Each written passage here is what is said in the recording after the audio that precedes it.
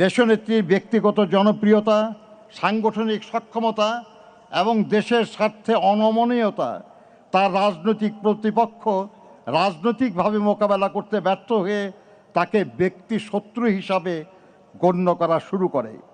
স্বৈরাচারী শেখ হাসিনা, স্বৈরাচারী হোসেন মোহাম্মদ এরশাদ, এমনকি তথাকথিত ১/১১ সরকারের সময়ও দেশনেত্রীকে কারারুদ্ধ করা হয়।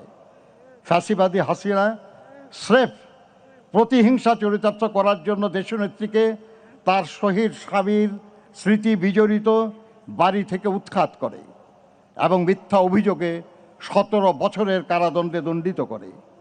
তবুও আধিপত্যবাদী অপরাজনীতির সাথে তিনি আপোষ করেননি মত প্রকাশের স্বাধীনতা কিংবা ভোটাধিকারের প্রশ্নে।